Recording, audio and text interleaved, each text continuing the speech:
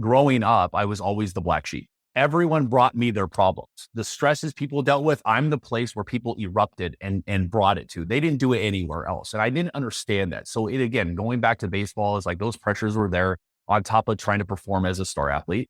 Bull riding was a place where I got to break free from that, but it doesn't mean that people were around me doing the same thing. So in the military, going into a combat situation, being a leader in combat situations in war, I recognized in that moment, those moments of chaos, when it's like that clarity that clicked, something's differently unique about me, where I'm able to watch how people are behaving, they're speaking, how they're talking, how they're acting, the way in which results are occurring.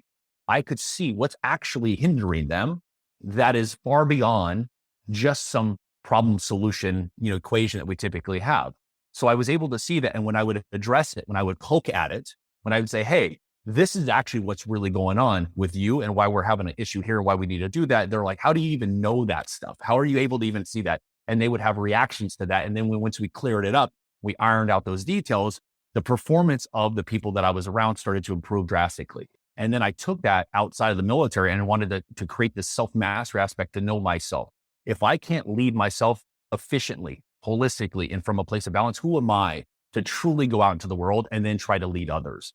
And in my work, it's not about teaching, it's about confronting.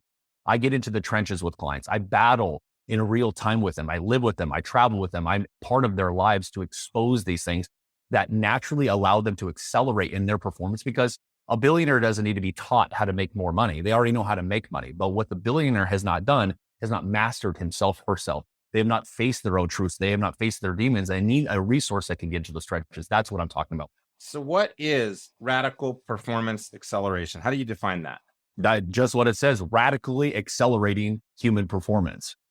Clients and their colleagues say, hey, look, can you put something together? We don't know how to explain what you do. You're not a coach. It's completely different. You're almost like the antithesis to what we're typically used to. So this is what clients have said to me. My performance is accelerated. And we've eventually said, you know what, we just might as well utilize what clients are saying, because it's the best way we can describe and distill down what I do into this one-dimensional space. But it really, at the end of the day, I'm just a radical experience, not a coaching program or another process that's being offered out there.